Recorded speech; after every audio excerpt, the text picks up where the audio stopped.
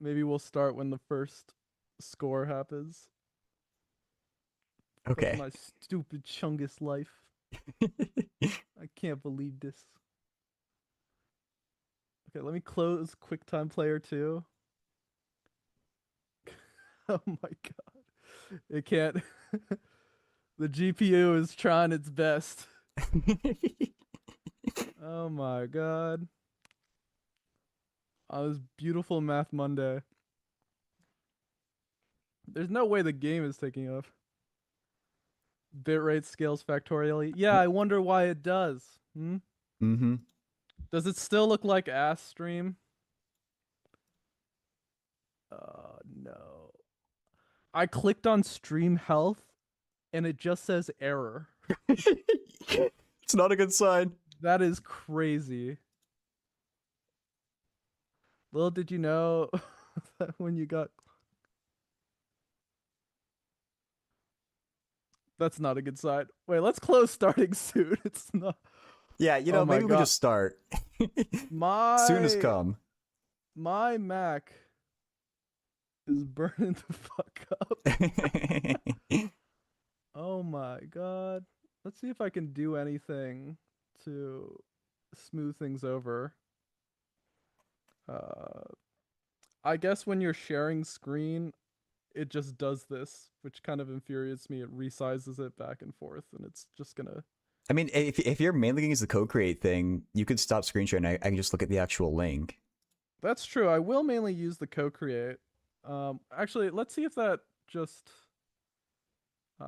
even just makes it less hot on my laptop.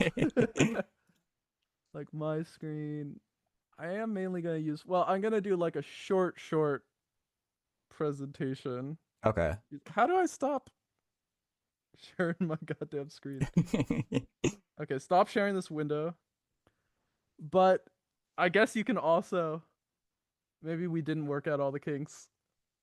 Open up my stream if you want to see the slides for the Okay. uh thing. Oh my god, I I mean, moved that's this to thing actually up and watch your it's stream, though. I don't know if I want to still. do that. Wow, it will not stop. It's just decided like this is the wave. Maybe if I put it back on and like size it, will it still do it? Is that just like a new feed? Is it fixed? Oh, is it? Am I a genius? Oh, it's gonna be broken later. I'm gonna crash out. Oh my god, it is fixed. Let's see. How's chat? How's everybody doing? Or how's anybody doing? Anybody at all, please. Yeah, everybody's too many. Oh, when I stopped screen sharing, did it stable out? Still recovering from last night. Yeah, I understand. You know Oh, what I did last night? what's that? Oh, do you know JC practices math? He also does math streaming, but he does like guitar streaming No. too. He was doing a guitar stream and I called in. I was like, you know what? While you're doing scales, I will practice improvising piano over your scales. And I Oh, said, what if I just called in and played on? And that's what I did. nice. So I played my silly jazz stuff over him playing G. Let's see. Let's open up. We have a big guest here today. If you can't get him in chat, you get him any way you can. Where there's a will, there's a way. Ugh. And today we are having a Math Monday, Mm-hmm. like we do every Monday. Yep, it's Monday, all right. And this is no exception. Favorite day of the week. And we close chat for at least this part of it. Oh my god, there's so many things. Is everybody ready to do math on a Monday? Oh wait, So I have ready. another link I'm supposed to open. Hopefully it doesn't start. Oh, okay. Everybody, close their eyes for a second. Just close them. Okay, good job. Yep. Okay, you can open now. Okay. Open those eyes. JC said earlier that you are a personality. I think I'm the most normal person out there. Oh, what do you mean? I'm the most normal person in Dawn's chat, Mm-hmm. which everyone goes. So this is a Math Monday where we are doing math with the big Don. Don Factorial. Yeah, Let's huge. actually let's pull up his YouTube channel. Don has a YouTube channel, which he's streaming on. Of course he Mm-hmm. is. Of course. He's not even paying attention. He's probably reading his Twitch chat. He's Yep. probably thinking about other math streamers. What'd you say? Huh? What? No!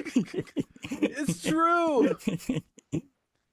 Anyways, Don does a lot of long streams, oftentimes talking about user submitted problems of a more applied math flavor, whereas I do more pure math, theoretical computer science. In some ways, I feel like I jump around applied math. Yeah, like That you maybe know with a the little bit computer of science. everything, I feel like. Yeah, I do. It's a nice way of saying like I'm not great at anything. The classic master of none. So here today, I'm going to talk about a great example of some pure math finding itself into very solid problems with the Erdos conjecture. And so when I heard you were coming on, I was like, oh, I have a great idea. Actually, this was my reaction. I'm pretty sure the people of San Diego heard, and they released every single firework at the same time last night. Yeah. All 7,000. They were Mm-hmm. like, wait, Dawn is coming on the Leo lecture stream?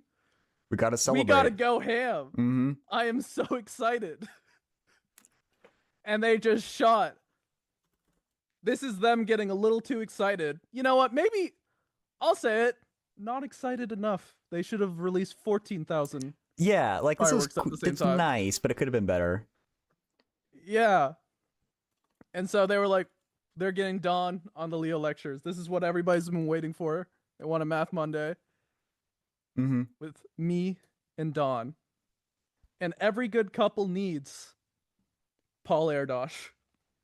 Exactly. So we will be talking about the Erdos conjecture of the unit distance problem, combining combinatorics, some plane geometry, and a little bit of algebraic number theory. Even some of the, well, we're not going to work with these zeta functions, but this hints at a theme of algebraic number theory, which we will get to in the course of talking about this construction and Erdős conjecture. And I see So we're gonna what get was satanic a little bit in here. yeah? Let's talk about the Erdos unit distance problem. So the Okay. problem's pretty simple. It just says if you have n points in the plane, oh, what is the maximum number of unit distances you can make between them? So like you have a budget of n points, and you want to have a lot of them be exactly some given distance apart. In fact, if you read his like American Math Monthly, this like 2-page paper, and the funny thing is maybe I'll pull that up because everything I'm going to talk about in the proof today in that 2-page paper is no more than one sentence. Okay. It's one sentence within parentheses. You can look at this and do this calculation and you get this. I'm going to do a full presentation on one sentence of this paper. And so the goal is to make as many points distance one apart from each other. So how many can you do? Well, the first thing to notice is this is the same as like if you're given a distance r, you can just say how many points in the plane can we have of distance r from each other. So here maybe there's 4. But if it's distance r, you can just rescale it where r equals 1. Sure. And Erdos said, okay, I have an idea. What if we have a grid, like you see this grid, and we put a point maybe here on the grid, and also a point here, and then another point here. And then he basically said, just put points at every single point of the grid. And so imagine you have the grid, the side length of the grid is square root n by square root n. Imagine this is a square too, like I drew it correctly. Okay, hey, wait, but so I can actually see your code create. Did you make like a different link? Oh, maybe I made can see another it through co-create. your stream, but there's like a delay. I think. Oh, I see. You have to go to page 2. If at the top you can switch pages. Oh, there's. Yeah. I'm still stupid, I think. Or maybe I'm Okay, let just, me just copy the let me link to zoom you out. Maybe because I probably just opened a new co-create without thinking.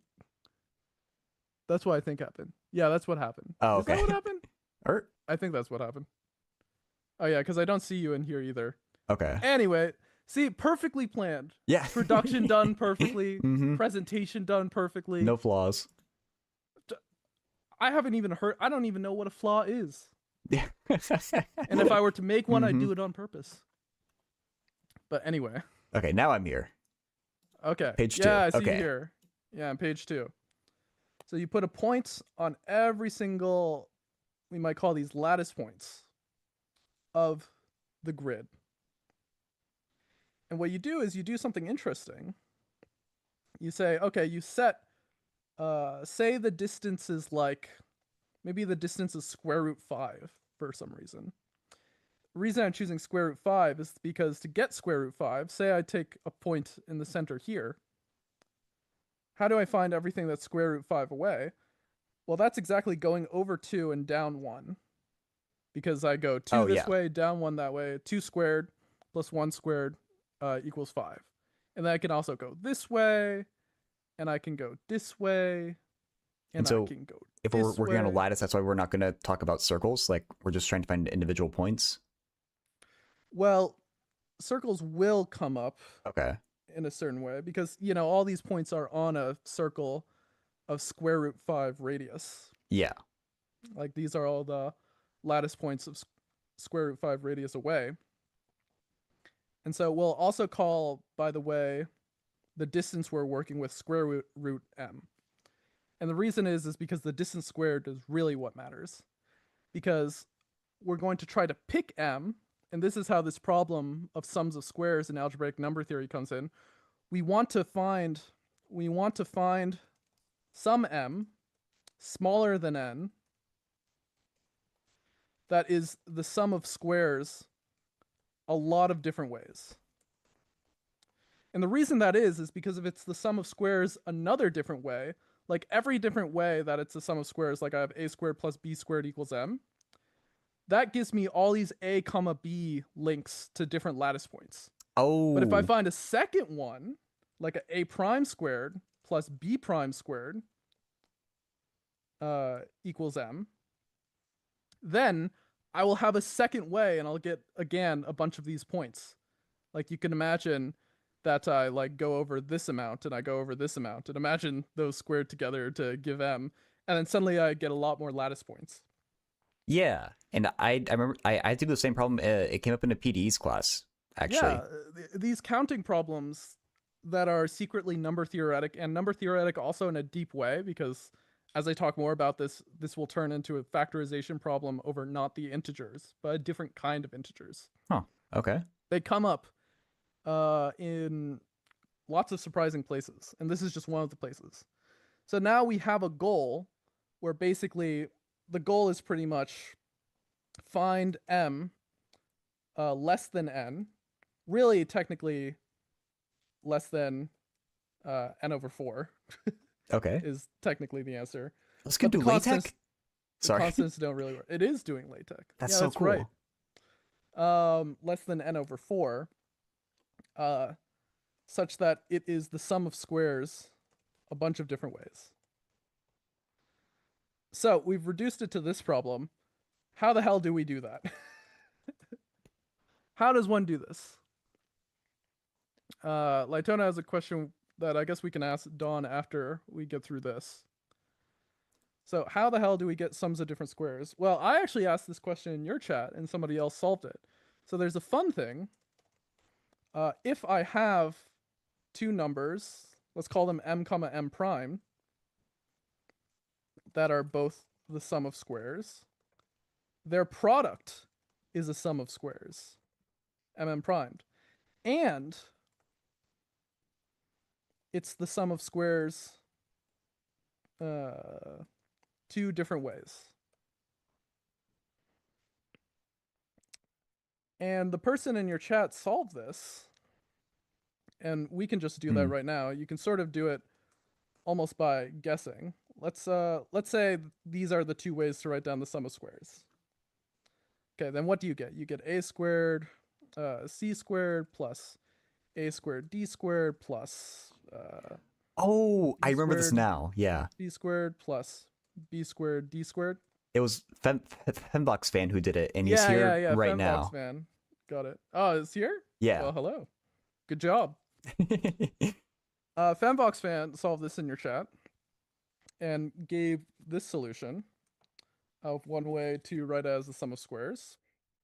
Well, I don't remember which because there's two solutions, but they're essentially the same. So let's just say it was this solution. AC minus BD squared plus, let's see, BC plus AD squared. And if you expand this out, you'll see that each of these things, if you square each of the terms, it'll turn into one of these terms. And the cross terms with this minus will cancel, which is cool. But I can give the second one as well because, and I can even do it in my head. Well, let's see if I can do it in my head, if I get it correct or not.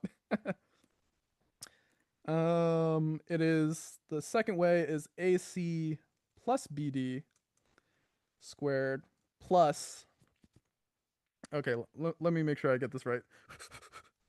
Minus AD squared.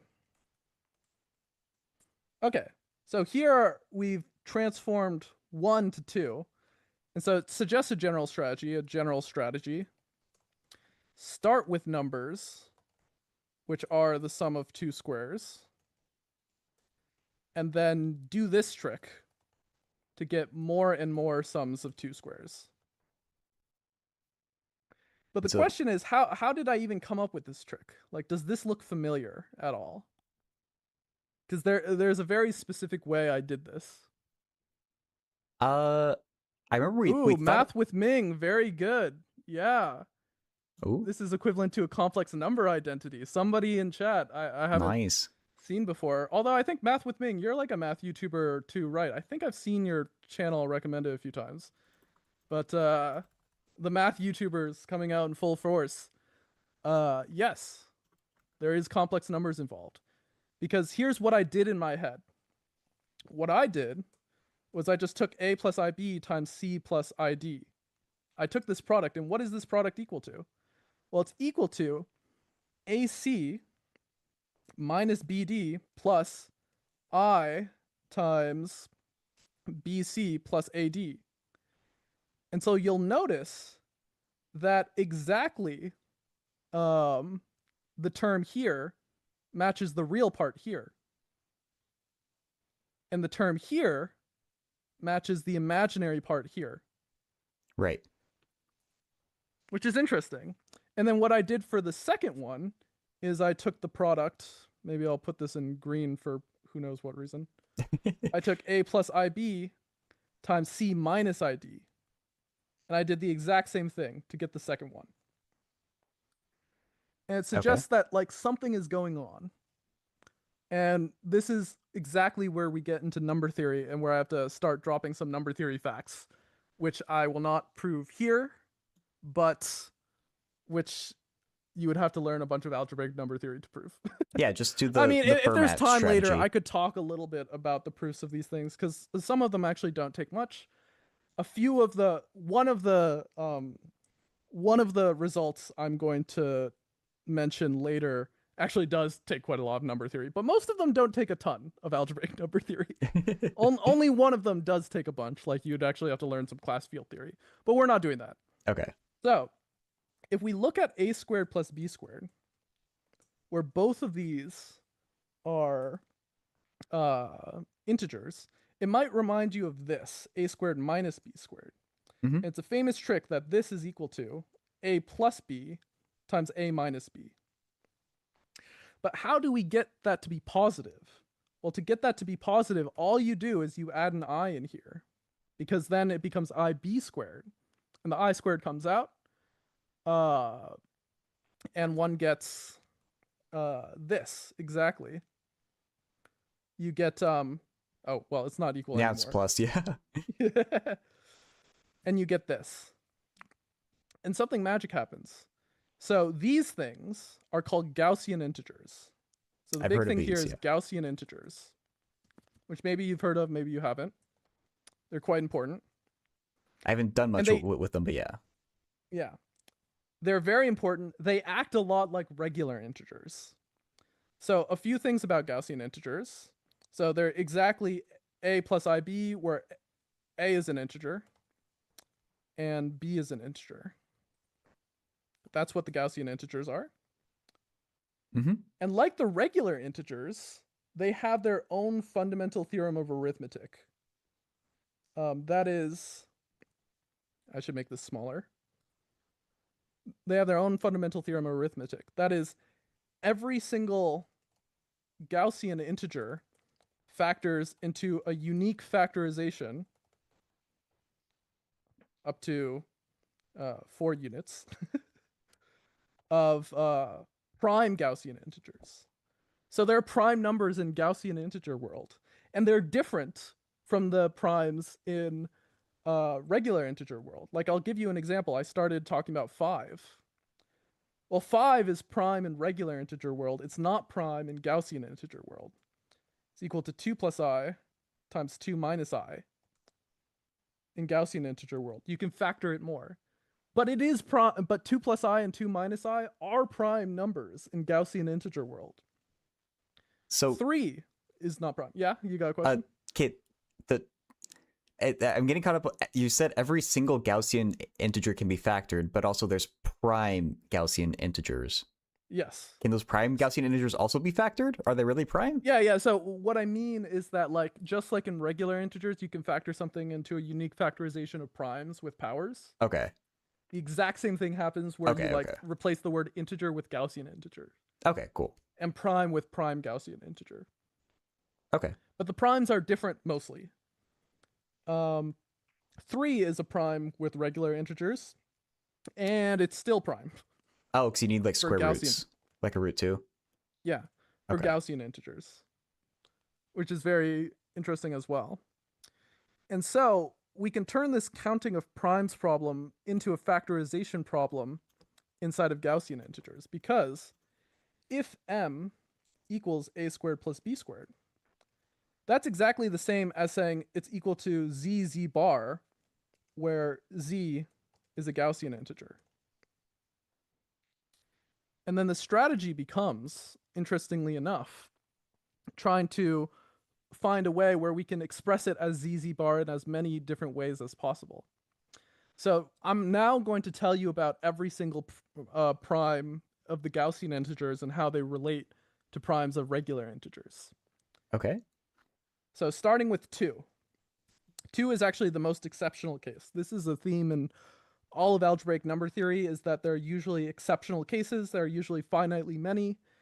They're either called ramified or they're called singular, and 2 is the case here. So over Gaussian primes, 2 is equal to actually just 1 plus I times 1 minus I. My mod saying, oh, you like math, name all the primes. Well, that's what I'm doing, a rod. So it might seem like, okay, this is just a regular thing going on, but because I can write it like this, negative I, it actually makes it sort of exceptional. 1 plus I squared. In some sense, this is what's called ramified. And what you get is that, in fact, 2 is like the square of 2 primes. Like 1 plus I is a prime in z of I. And so it ramifies, and we're not going to talk much about this, but this makes it singular in an interesting sense. Ooh, Lightona is finding more interesting square decompositions. So let's talk about now all the odd primes with the p, equiv to 3 mod 4. So these are primes like 3, 3, 7, what's another one? 11, 17 is, no, 17's 15? not. 15's not prime. Oh. 11. Wait, I just said 11. Okay, there are exactly 3 of these. 11 again. So all of these are inert. They're prime integers, but they're still prime as Gaussian integers. Okay. So you can't factor them more, which is interesting in itself. And if a prime is congruent to p is equivalent to 1 mod 4, then a very interesting thing happens. One, it always factors like this: p equals q bar q into two primes where the primes q and q bar are not equal. So this is what makes it different from 2. The problem with 2 is q and q bar are equal up to a unit.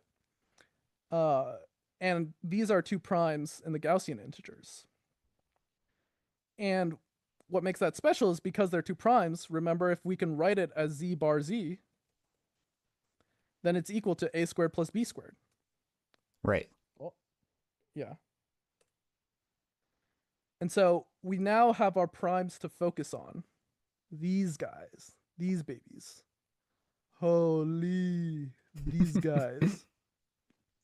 So if I want to make an M, again, I still want to make an M that's equal to, oh, I'm sorry. Yeah, my mod's pointing out. I forgot about 11. Oh, That's silly sneaky me. 11.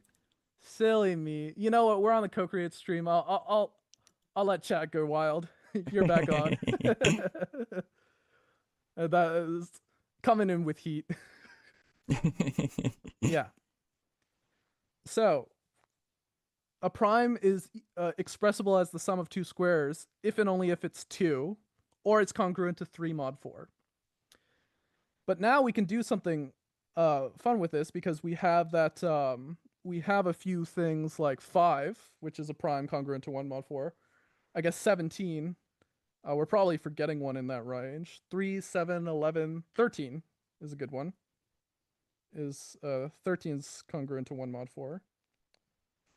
And so what we can do is we can take 5 times 13, which, chat, what is this? I'll just write it down. Which is 65. And this will already be equal to the product. Well, sorry, you can write it as the sum of squares 2 different ways. And I'll write down why that's true using factorization tricks. Like, I'm not just going to say, oh, it's because of this formula. I'm going to say why this is from a factorization point of view. So why is this true as a factorization point of view? Well, in general, I'm going to say if I have a product of k primes congruent to 1 mod 4, then I can do, well, we're going to find out, is it 2 to the k or 2 to the k minus 1? Different sum of squares expressions. It's one of those. Well, when we do the calculation, we'll find out. Up to a factor of 2, yep. Yeah, up to a factor of 2. Okay, let's do it. Well, I have this thing. It's P1. So M is equal to P1 times P2 times P3. C dots. Leo, I want to see you. I could switch to face cam after this, but I feel like when I did less of the what's it called? Cams, it actually really helped my laptop cool the fuck down.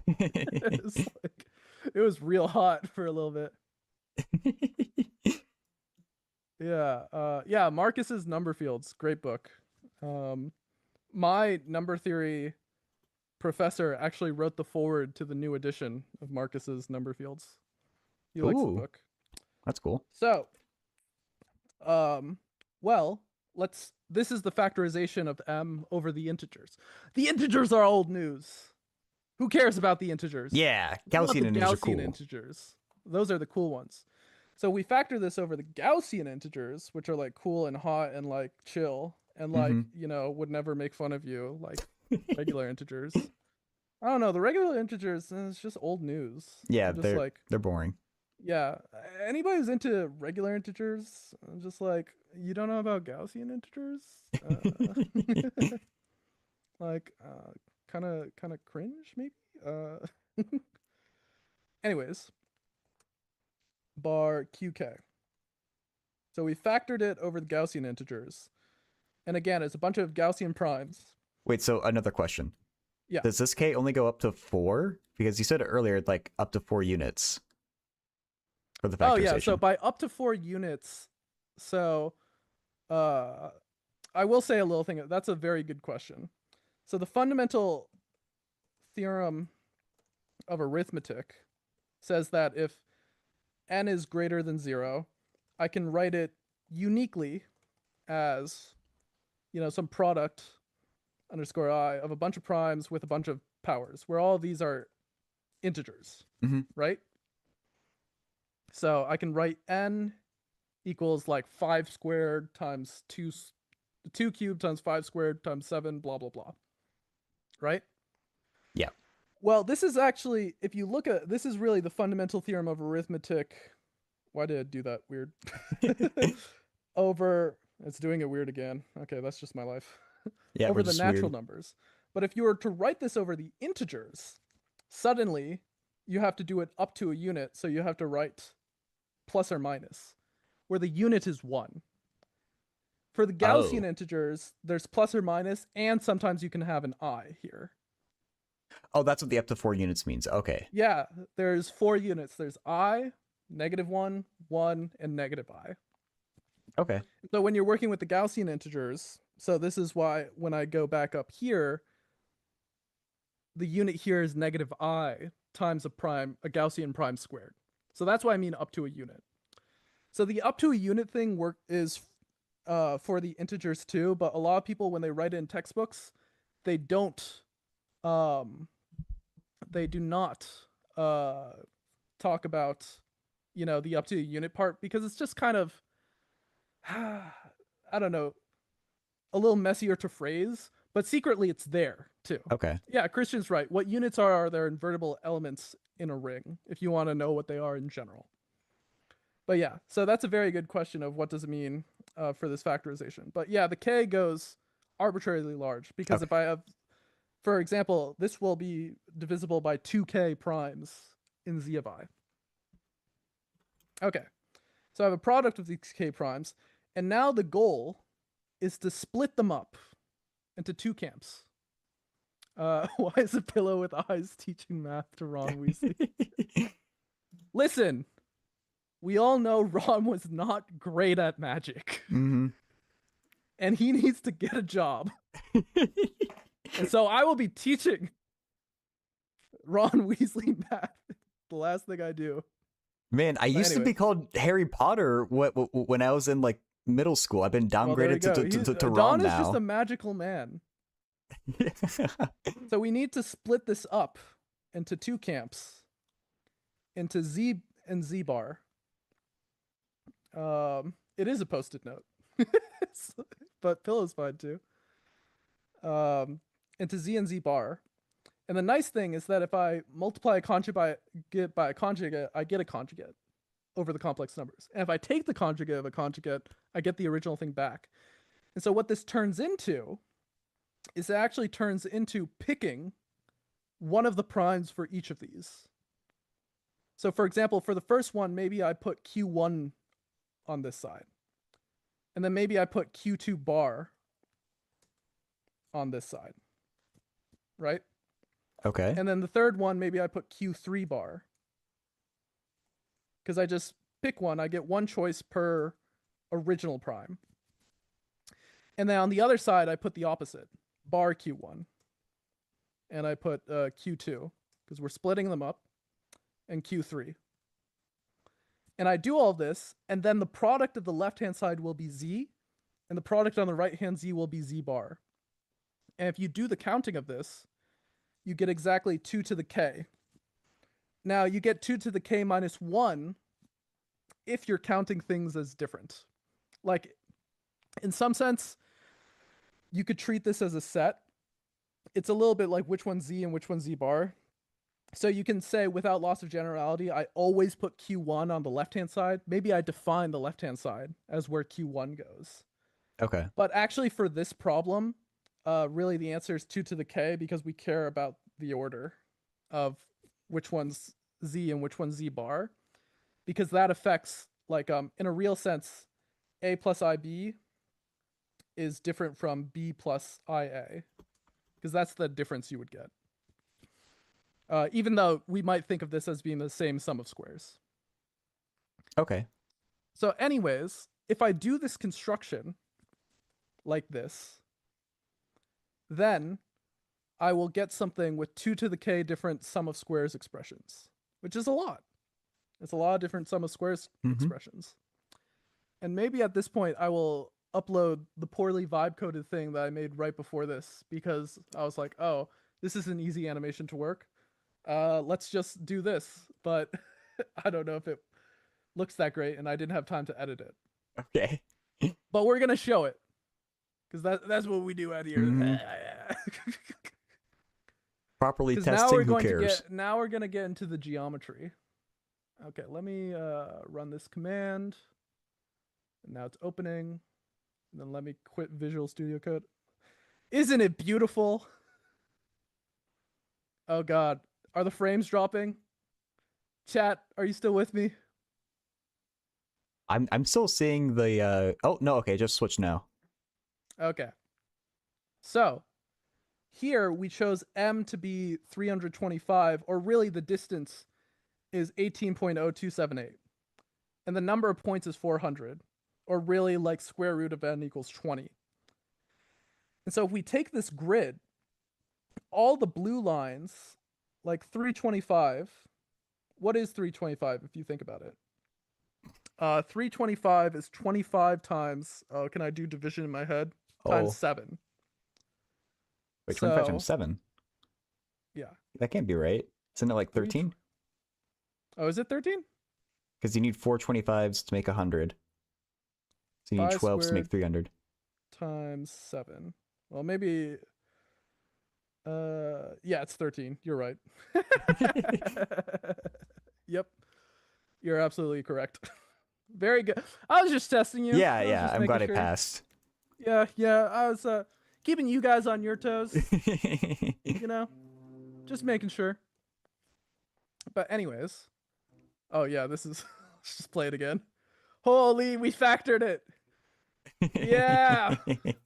Oh my god. Anyway. So it's 5 squared times 13.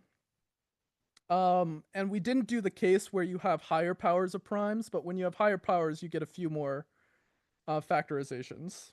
It changes from a factor of 2 to a factor of 3. And so you get 3 different ones. So here is the different ways you can write 325 as the sum of 2 squares. See them? I'm going between them. And these are the differences between... JC was so right. So 325 is 1 squared plus 18 squared. It's also 6 squared plus 17 squared and 10 squared plus 15 squared. And you can do some math. You can essentially do this trick to find out which factorizations those 3 sums of squares come from. If you leave that as an exercise. If we have more time, maybe I'll do this example out explicitly, because I think it's good to see explicit examples. But basically, you see the green distances are all the distances which are distance 18.0278 when you basically square root of 325. The blue distances are the same distance, and this is the same distance. And so this was the idea. This was essentially the idea to that Erdos had for finding lots of unit distances. Just make a grid and then find a number which is the sum of squares a lot of different ways. Does that sort of make sense? Like how are we doing, Ron? Ron. I think I'm following. Yeah. Well, I think you're following too. So that makes 2 of us. Isn't that great? Yeah. We have so much in common. Well, maybe I'll get into the actual asymptotic calculations, because that gets into some of the higher powered things.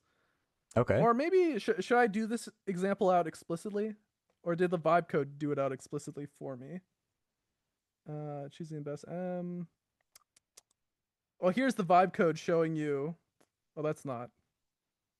This is what you want.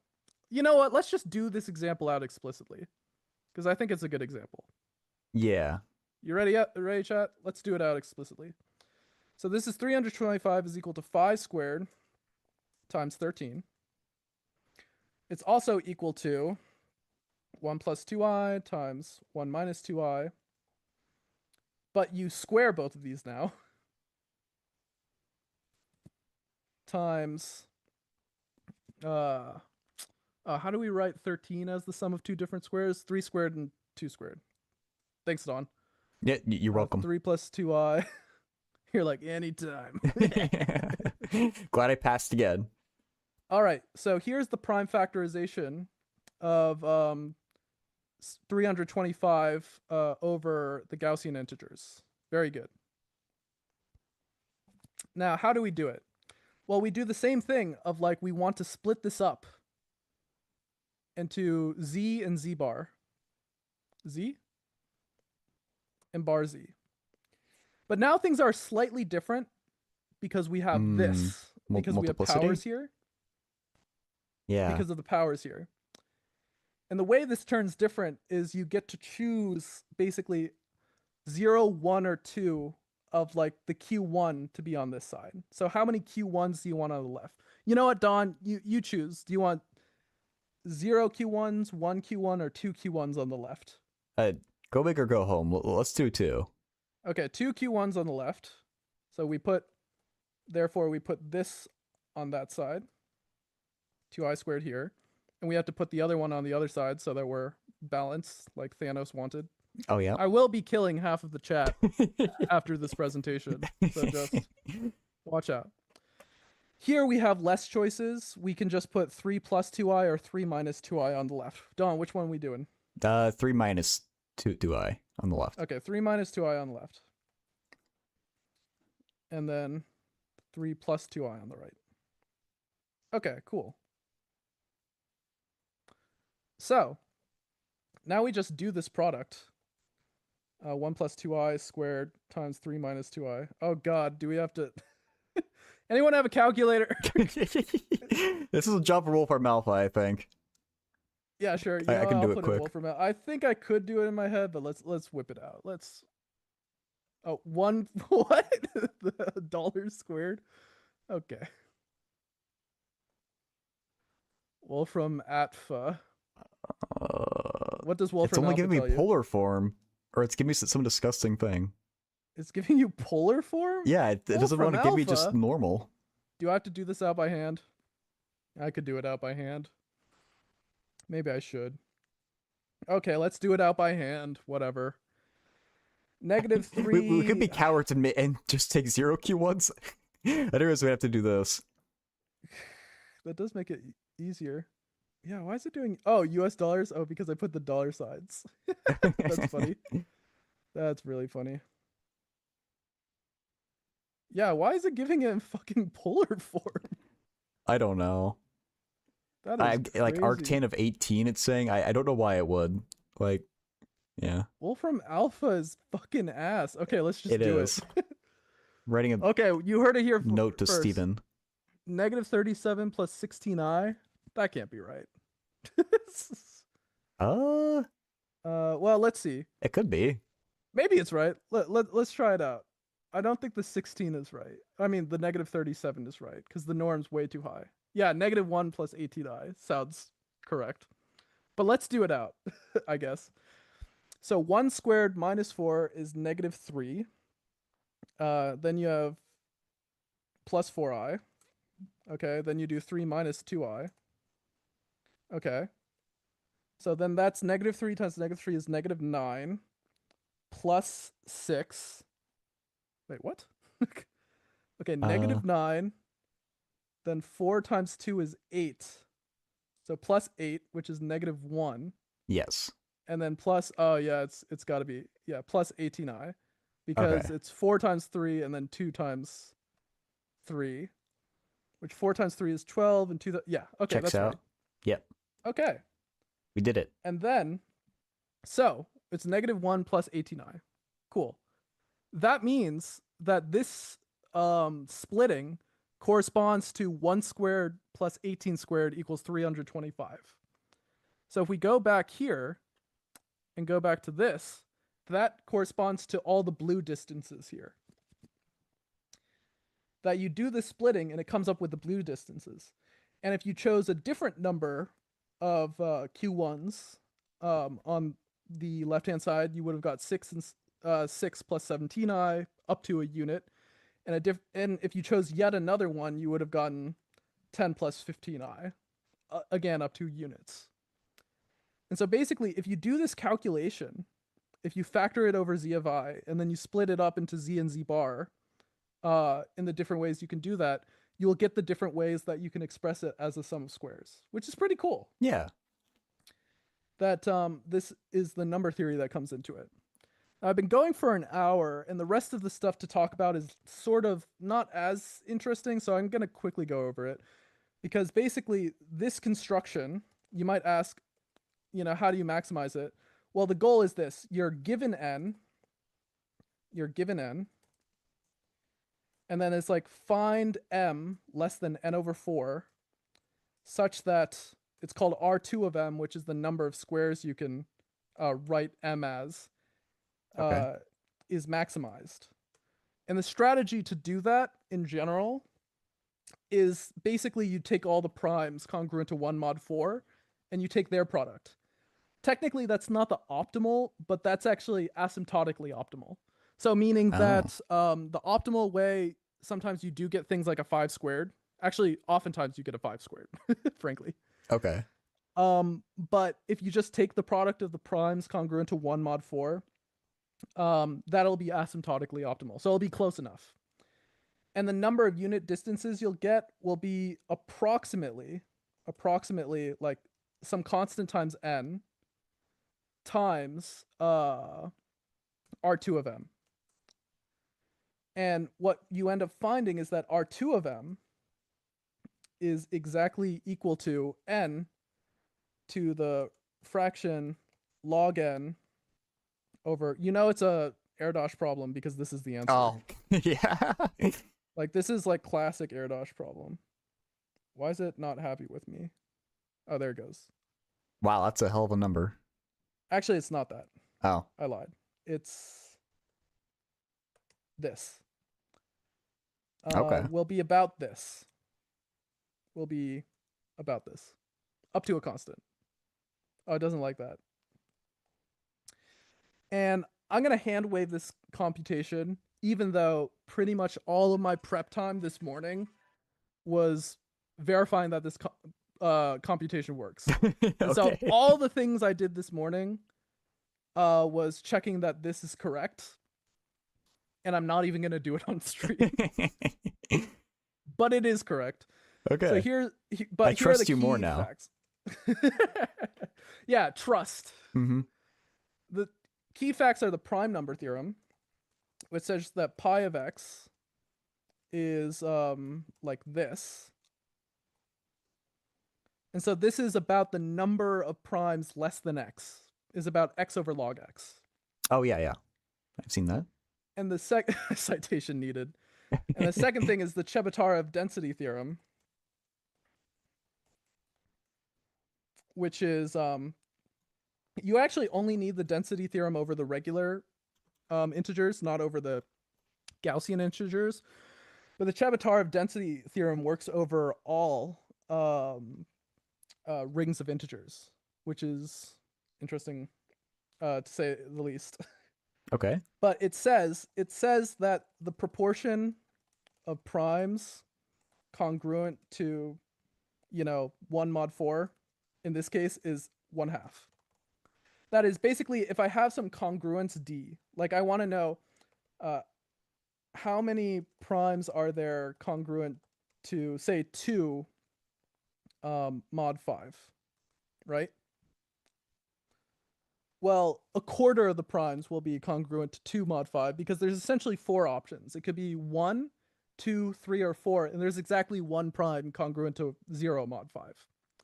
So there's 4 options, really, for most primes. 1, 2, 3, or 4. And what the Chebotarev density theorem says is whenever I have a congruence relation like this, they're evenly distributed. Huh. And so in this case, where our congruence is 4, there's only 2 options because no primes except for 2 are congruent to 2 mod 4. Right. Because if it wasn't 2, if it's congruent to 2 mod 4, it's even. Yeah. So there's 2 options, and it's 1 and 3, and so it's half. So the thing we care about is not actually pi of x. It's really pi underscore 1 comma 4 congruent to 1 mod 4. And then if we change that, we'll get exactly this. But the funny thing is I did this computation and the factor of 2 doesn't even matter. So you don't even really, well, actually, no, it does matter. So Dirichlet's theorem just gives you infinitude. It doesn't give you density. Is the problem. Actually, Arad, I was going to do Dirichlet's, but I'm pretty sure it doesn't give you density. Does it give you density? Well, anyway. Maybe I'll double check that right after. One of Arad and I are right, trust. Yeah, okay. 50-50 shot. And it's a citation thing. Like, the facts are correct. Okay. So, actually, what's important is that the primes congruent to 1 mod 4 have this density. And what that means is this turns into the kth prime is about 2k log k. And then when you do the product of the first k primes, what you'll get is that log the product of the first k primes, like p1, c dots, up to pk, is equal to the sum of log 2i log I. Maybe I shouldn't use I. J. Oh, I thought, yeah, my mind was in complex numbers. Yeah, sum over j of this. Well, asymptotically, the only part of this that matters is that the log 2's wash out and the log j's wash out. And so this is asymptotically basically the sum of log j. And if you take Stirling's approximation, because the sum of log j is just log j factorial. Oh, true. This will give you essentially k log k. Okay. And so then again, it's a little circuitous, this route. You have log m, and you say this is approximately equal to, because approximately equal to log n. And if you solve for this, you will get that k, and this is where your log comes in, turns into this over log n. Oh, it doesn't like that. Yeah, you'll get this. Okay. And if you plug that back in, you can see sort of intuitively why that comes back in. And if this is what k is, well, our ultimate answer is Cn R2 of m, which is 2 to the k. So our ultimate answer of how many pairs of distances we get is Cn times 2 to the k. And 2 to the this, you bring the log n down, so it's 2 to the log n, which gives you n. And that gives you the n to the c over log n. And so this is equal to c times n to the, again, some other constant, 1 plus fraction c over log n. What's it unhappy with? There we go. So ultimately, what Erdos said is, he said, I think this is the most unit distances you can get. That was the conjecture which the bots broke. Oh, this isn't right. Yeah, it's not true. Erdos was wrong. And the biggest result, and essentially the only big AI generated result in mathematics for now, is that Erdos was wrong, and that you can actually get n to the 1 plus epsilon, which will be bigger than the c over log n, which is little o of 1. And so, yeah, it is very interesting. And the way that was done also uses a lot more algebraic number theory. So now I'm just going to say a tiny bit of stuff about algebraic number theory. Maybe I'll go back to here. So here you'll see the zeta L of S equals the product of this. And you might be thinking, oh, like there's a Riemann zeta function, right? Mm-hmm. Well, it turns out there's a million different things that are like the integers, just like the Gaussian integers. And all of them have their own zeta functions. Oh, okay. And there's a Riemann hypothesis for every ring of integers, and there's infinitely many different rings of integers. So we get infinitely many millions of dollars. Yeah, exactly. That's the trick. If you prove the generalized Riemann hypothesis, which is actually about L functions. If you prove the extended Riemann hypothesis, which is about these guys, Mm. then you get infinite $1,000,000, which is not bad. Yeah. Maybe you get a Boat or A what? something Yeah. dubious. A You take yacht? a chill. um, and so there's lots of Riemann hypotheses. Another thing I want to say is that Z of I is uniquely nice. Z of I is what's called a unique factorization domain, which means the fundamental theorem of arithmetic holds. Okay. This is not the case for most um, number rings. Most number rings, this is not true, but it's false sort of up to finitely many primes, and those or like finitely many primes are given by these elements of a thing called a class group. So it's false, but it's not very false. But in fact, if you heard of algebra and ideals, this is where ideals come from. Because Kronecker came up with ideals because unique factorization didn't hold in these other number rings, but they did hold with ideals. And Okay. these number rings would be called Dedekind domains. And so algebraic number theory also, also this is in some sense reminiscent of a lattice problem, and lattice problems are extremely important in cryptography, as are elliptic curves are very important in cryptography, and we work over different number fields there. So algebraic number theory really does find itself in many, many different places. But it was funny because I only heard about this because of the big news from OpenAI. But when I read Erdős' original construction, I came out of it thinking this is a great introduction to algebraic number theory. Oh, okay. Because you start with a very, very concrete problem that's about, pairs of distances of points. And then you quickly make this construction and you realize, oh, this construction's optimized if I can write something as a sum of squares different ways. And it turns out counting the number of ways you can write something as a sum of squares is exactly a factorization problem over a different ring of integers. Mm. And so it just sort of really naturally comes out. And it's interesting that the way this was disproved, that his conjecture was wrong, also used very high level algebraic number theory. But those use like much more advanced stuff like Golod Shafarevich towers, which are these like infinite towers of number fields where the class groups are always non-trivial, and there's like a lot of stuff going on. Other things to say, you don't actually need Chebatarov or Dirichlet to do this. You can get away with like coarser things. The prime number theorem is typically proved using analytic number theory. So stuff with like zeta functions and things like that. Yeah. The prime number theorem says the number of primes pi of x is about x over log x. If you add one or two more terms to sharpen this, there's a conjecture that says that that is true, and that conjecture is equivalent to the Riemann hypothesis. Oh, okay. So how good the prime number theorem is equivalent to the Riemann hypothesis, and the connection is actually very interesting because like the zeros of the zeta function outside of the critical strip would turn into like this generating function computation that adds significant terms to the approximation outside of it. So if you Huh. want a version of the Riemann hypothesis that's not hard to explain because you have all these complex functions, you can phrase it exactly in approximating the number of primes less than x. And so all of this is just to say there's a whole wide field of like pure math, and it comes up in many cool places. And this is just like one of the places that algebraic number theory comes up. But yeah, that's it for Math Monday. What did you think, Don?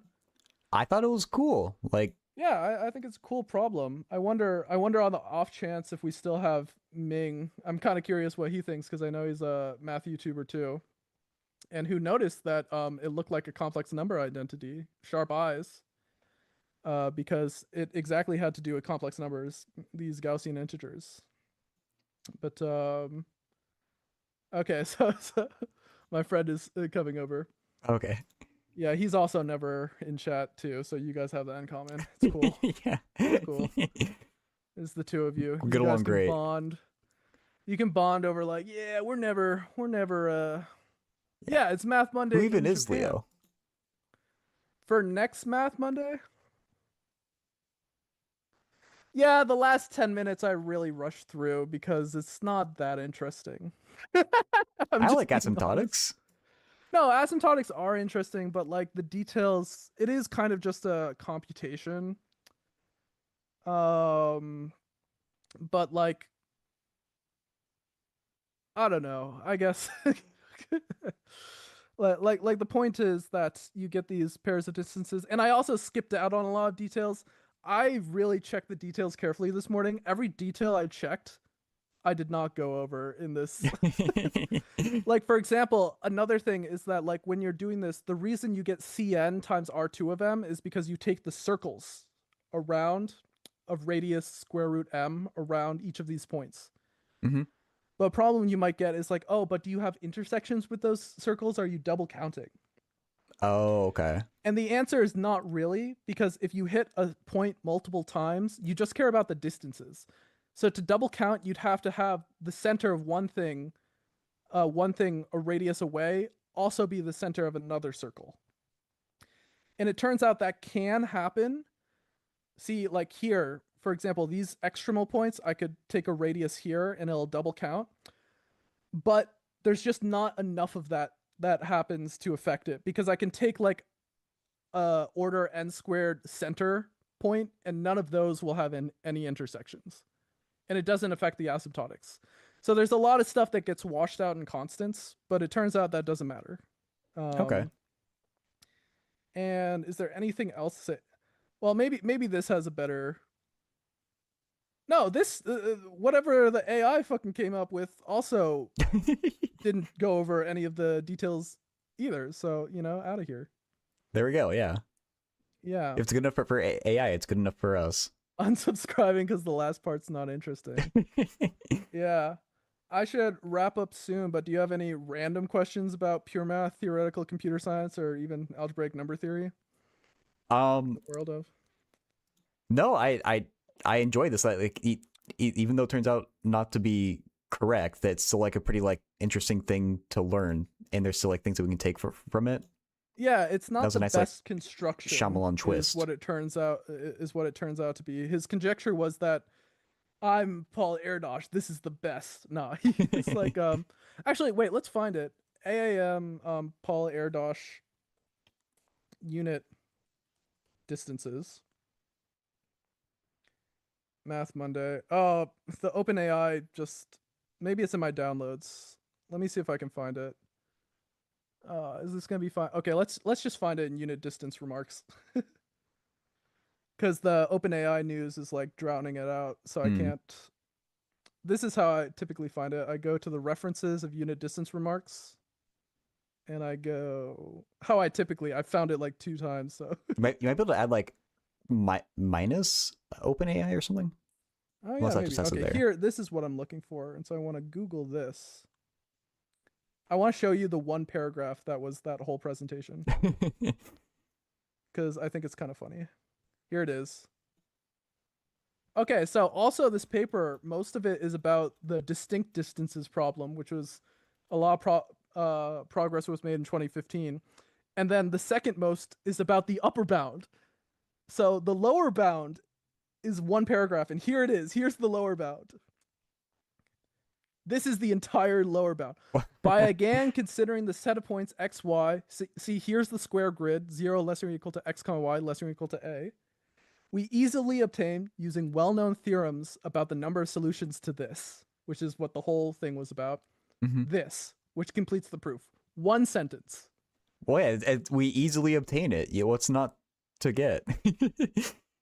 Yeah, but like the thing is that this makes so much more work for me because I read this one sentence and then I spend the whole morning like doing it. No, yeah, I'm being ironic. It will not be easy for me.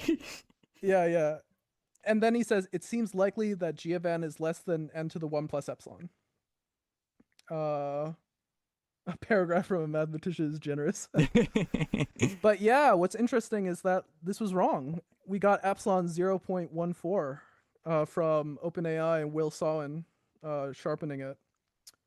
And so the question is, so the 3/2 is also out of date. It's 4/3. How much further can we bump it up? And that was Interesting. also algebraic number theory. But yeah, I don't think I'm going to do a Math Monday on that proof because, my God. But I do think next Math Monday, just because I emailed this professor about the history of border rank, and he sent me back a really long, generous note about it. I was like, wow, this is super useful. Next Math Monday will probably be on algebraic complexity theory. And so this is how, like, frankly, algebraic geometry and representation theory influence, like, computational complexity theory. And one of them, the programs, is for addressing P versus NP, and the other program is about matrix multiplication. Oh, cool. And so what I'm going to talk about is the rank of three slice tensors problem, which is a lot harder than two slice tensors, which are matrices. Okay. I probably will just do the matrix multiplication one because, I never have time for all of these, even though I want to talk about all of them.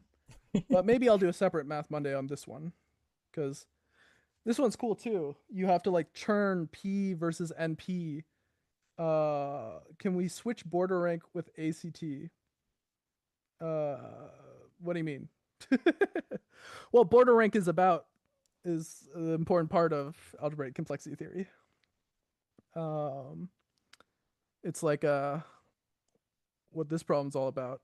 I guess also asymptotic power rank is what this problem's also about. It's about border asymptotic rank, which is a lot of stuff. Effective topoi. Nobody cares about topoi or rod. Although I might do a Math Monday on condensed math at some point. So lots of stuff. But anyways, Awesome. claps for Ron Factorial. Yep. That's me Don. now. Ron Let's Factorial just watch Weasley. his stream. Let's make this terrible. Oh, are we gonna watch each other's stream? Yeah, we'll just go all the way down. Oh, this is like an unlimited viewer hack. What's up, chat? We can just watch each other's streams. What's going on? Oh, hi, Well done, Leo. Factorial. How's it going? I like chatting in there often. But it's whew. I think I'll wrap up here. Sounds But good. yeah, I thanks for probably will coming on, too. Don. Yeah. Ooh, maybe one day Thank you for doing this. What if you do a presentation teaching me some, I don't know, applied math thing? I have to figure out what to do it on, but that'd be cool. Yeah. We'll figure it out. Yeah. I think I'll just wrap up with the Zoom call here and then wrap up my stream. Yeah, same here. Thank you again, dude. And see you around. It was fun. Thanks for coming on. Yeah. See you around, everybody. Bye. Okay.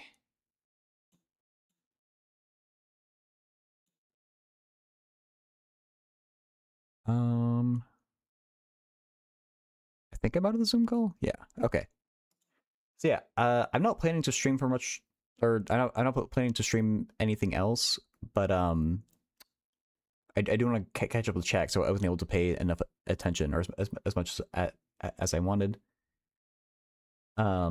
Syntax again, nicely done on the data analysis. Hey Jed, make exciting holiday plans. Okay, and yeah, $10. This was a cool stream, a little bit different. It made me happy to see some people jumping over in Leo's chat. So thank you to those of you who did go over and say hi and type and get to know Leo too. I feel like it's harder for me to advertise him because like I always feel like people on Twitch don't want to go over to YouTube. But you not going home? What, for like the holidays? Or I'm not sure what you mean, Rex. The holiday was yesterday, and I'm a procrastinator. True. Leo, I don't actually know what his background is, like in terms of like what degree he has. I bet his blog would say it though. Basically, he's just blog. I don't know how to spell Leo. Leo Factorial Apis Buzz.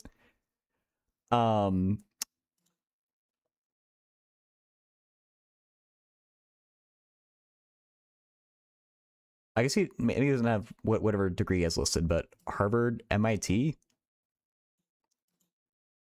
publications. Oh, I mean, he has publications. Look at that. But yeah, yeah, I basically just met through YouTube pretty much.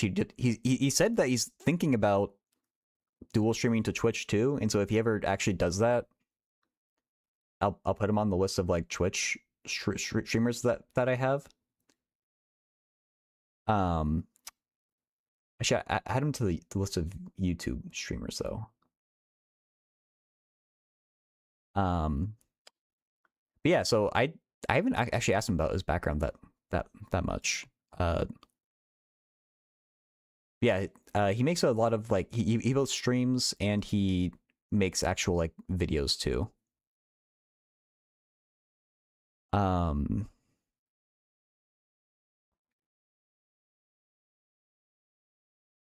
see, I'm just kind of scrolling through. I don't know like what all his the things he's best at are, but make sure you only use pepper around him. You don't want to get charged with assault on Leo. You seen the stuff before? Okay. Well, I go back to Cali. I'm not sure yet, Rex. I want to stay here in Washington. It depends whether I can get a job here or not, though. So in the next like few months, if I don't have any like progress on getting a job, I'll go back home to California. Okay.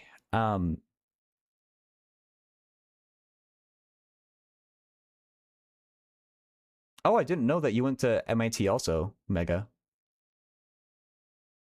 I seen you talk about the CFS before.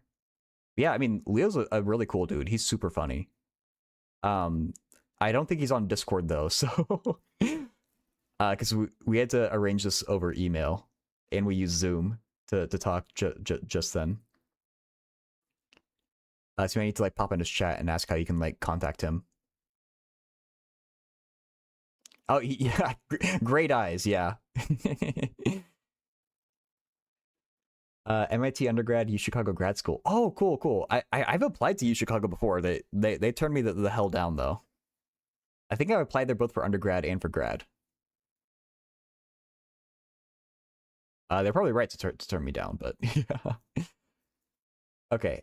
So yeah, I'm not planning to do a real math stream, or that is a real math stream. I should say like a usual math stream where I like take people's questions. I kind of want to get on with my Sunday, so I do think we'll wrap it up here. I'll stream more over the week though. I hope I'll stream more than I have been, but I'm kind of busy applying to jobs and doing all that stuff. So we'll see. YouTube stream will get cut off here on Twitch. We'll see if there's anyone who's streaming. Look for a raid. Goodbye, YouTube.